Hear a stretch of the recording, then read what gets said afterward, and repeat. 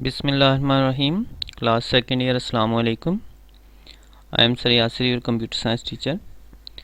Today we are going to discuss the next and very important topics in C++ which is called loops. आज हम loops के बारे में पढ़ेंगे. किसी भी प्रोग्रामिंग लैंग्वेज में loops सबसे important रोल प्ले करती हैं because they are used in different ways.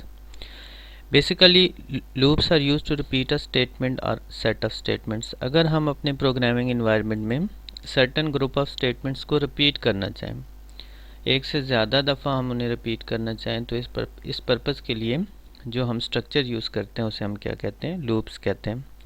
Normally program statements are executed in a sequence. अगर आप लूप्स यूज़ नहीं करते तो आपकी प्रोग्रामिंग स्टेटमेंट जिस सीक्वेंस में आप लिखते हैं उसी सीक्वेंस में एग्जीक्यूट होती हैं. लेकिन समटाइम यूज़र की रिक्वायरमेंट्स होती हैं कि यूज़र सर्टन स्टेटमेंट्स को रिपीट करवाना चाहता है.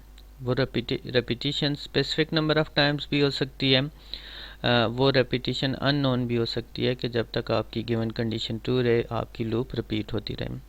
तो बेसिकली लूप्स का जो मकसद होता है they are use to repeat a statement और ग्रुप ऑफ स्टेटमेंट्स. के लूप की बॉडी के अंदर जो स्टेटमेंट्स होती हैं वो रिपीट होती हैं until the given condition true.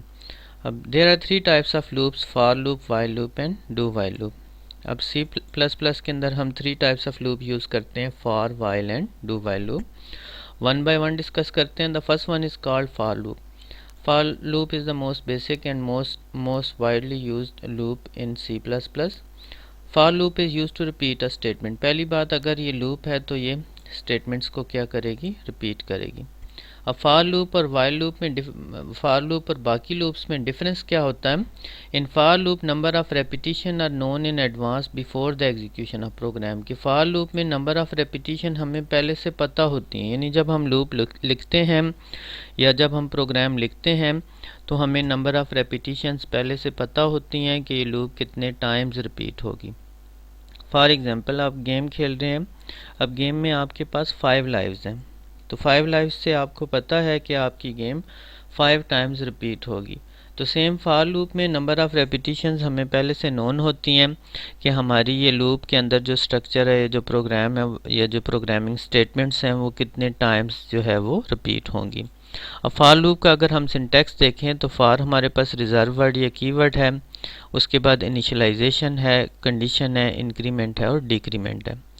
कि फॉर लूप में इनिशियलाइजेशन जहाँ से आपकी लूप स्टार्ट होती है, फिर हमारे पास कंडीशन है जहाँ पे लूप आपकी एंड होगी. इनिशियलाइजेशन आप स्टार्टिंग वैल्यू देते हैं, for I is equal to 1 for example. Condition I is less than और इक्वल टू 10 अगर आप 10 तक लेके जाना चाहते हैं. फिर आपके पास इंक्रीमेंट भी होता है, डिक्रीमेंट भी, कि इनिशियल वैल्यू को हम इंक्रीज़ करें हर रेपिटिशन के साथ या डिक्रीज़ करें. यानी पहले इनिशियलाइजेशन आ गई, उसके बाद आपकी कंडीशन आ गई, कंडीशन ट्रू होती है तो फिर इंक्रीमेंट होता है या डिक्रीमेंट होता है, फिर कंडीशन चेक होती है. और जब तक आपकी फिर ये आपके पास जो ब्रेसेस हैं इनके अंदर आपके पास फॉर लूप की बॉडी है, जब तक आपकी गिवन कंडीशन ट्रू रहती है तो आपकी ये स्टेटमेंट्स एग्जीक्यूट होती हैं. अब अगर आपकी फॉर लूप की बॉडी के अंदर सिर्फ इफ स्टेटमेंट है then braces are optional. If there is only one statement, अगर आपकी फॉर लूप की बॉडी के अंदर एक स्टेटमेंट है तो ब्रेसेस ऑप्शनल हैं. बट अगर आपकी मल्टीपल स्टेटमेंट्स हैं तो फिर आपकी ब्रेसेस क्या हो जाएंगी? कंपलसरी हो जाएंगी, कि ये मस्ट हो जाती हैं.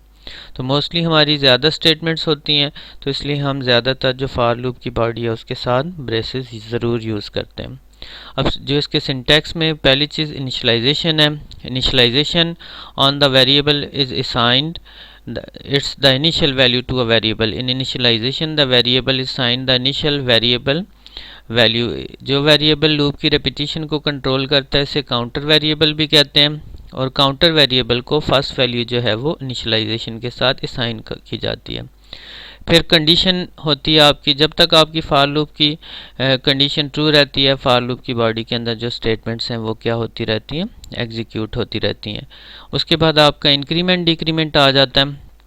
जो आपका काउंटर वेरिएबल या लूप कंट्रोल वेरिएबल होता है, हर दफ़ा उसकी वैल्यू नेक्स्ट रेपिटिशन से पहले एक दफ़ा इंक्रीमेंट या डिक्रीमेंट होती है.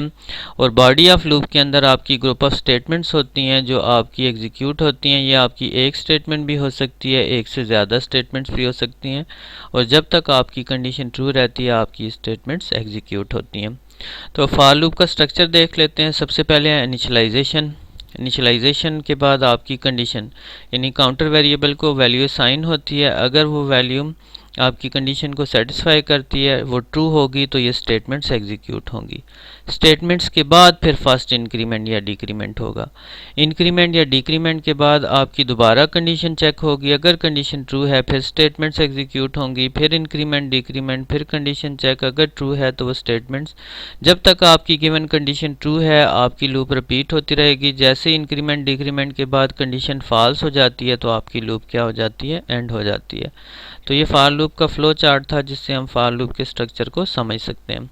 उसके बाद ये हमारे पास एक प्रोग्राम है छोटा सा जिससे हम फॉर लूप की वर्किंग को देखते हैं। Program for repeating a statement 10 time using for loop. के फॉर लूप की मदद से एक स्टेटमेंट को अगर आपने 10 टाइम्स रिपीट करना हो तो कैसे हम रिपीट करेंगे। तो टॉप ऑफ प्रोग्राम पे header file include iostream canyon.h main function, फिर उसके बाद क्लियर स्क्रीन। एक इंटीजर वेरिएबल आई लिया। अब आई जो है ये हम मोस्टली लूप्स के साथ यूज़ लेते हैं तो इसे हम काउंटर वेरिएबल भी कहते हैं। अब फार, उसके बाद इनिशियलाइजेशन है। आई की इनिशियल वैल्यू हमने क्या सेट की, 1 सेट की कि ये 1 से स्टार्ट होगा और कहाँ तक जाएगा, 10 तक और आई प्लस प्लस। अब इनिशियलाइजेशन के बाद आपकी कंडीशन चेक होती है। आई की इनिशियल वैल्यू 1 है, 1 इज़ लेस दैन 10। जैसे ही कंडीशन ट्रू होगी तो लूप की बॉडी के अंदर स्टेटमेंट है सी प्लस प्लस प्रोग्रामिंग। तो ये स्क्रीन पे इसी तरह से सी प्लस प्लस प्रोग्रामिंग लिखा हुआ आएगा। Cout backslash n escape sequence use किया, न्यू लाइन पे आएगा। यहाँ पे आपकी लूप की बॉडी एंड होती है, स्टेटमेंट रिपीट होंगी, दोबारा से इंक्रीमेंट की तरफ आएगा। आई प्लस प्लस, आई की वैल्यू 1 से इंक्रीज होकर 2 हो जाएगी। 2 इज़ लेस दैन 10, फिर हमारी कंडीशन ट्रू है। जैसी कंडीशन ट्रू है फिर लूप की बॉडी के अंदर आएगा सी प्लस प्लस प्रोग्रामिंग, फिर मैसेज अपीयर होगा बैकस्लैश n, फिर न्यू लाइन पे फिर रिपीट होगा। आई की वैल्यू 3 है, वो भी लेस दैन 10 है, फिर मैसेज आएगा।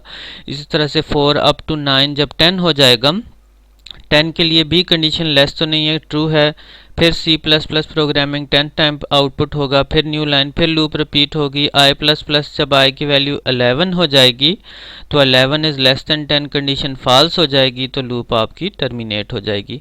इस तरह से फॉर लूप की बॉडी के अंदर जो स्टेटमेंट्स हैं इस प्रोग्राम के लिए वो 10 टाइम्स रिपीट होंगी और हमें प्रोग्राम लिखते वक्त ही पता था कि इस लूप के अंदर जो स्टेटमेंट्स हैं वो कितने टाइम्स रिपीट होंगी, 10 टाइम होंगी। तो स्टूडेंट्स आज हमने फॉर लूप को डिस्कस किया। For loop is a type of loop in which number of repetitions are known in advance and for loop is mostly used in C++ programs। तो हम इसका नेक्स्ट लेक्चर में practical भी करेंगे जिसमें आपको फॉर लूप की वर्किंग मज़ीद क्लियर हो जाएगी। तो आप लोगों ने एक मुझे प्रोग्राम लिख के सेंड करना है जिसमें आपने फॉर लूप की मदद से 2 से 50 तक इवन नंबर्स जनरेट करने हैं। तो काइंडली ये जो आपको मैं असाइनमेंट्स देता हूँ इनके अंदर आपकी पार्टिसिपेशन ज़रूरी है ताकि आपकी लैंग्वेज की प्रिपरेशन हो सके। Thank you.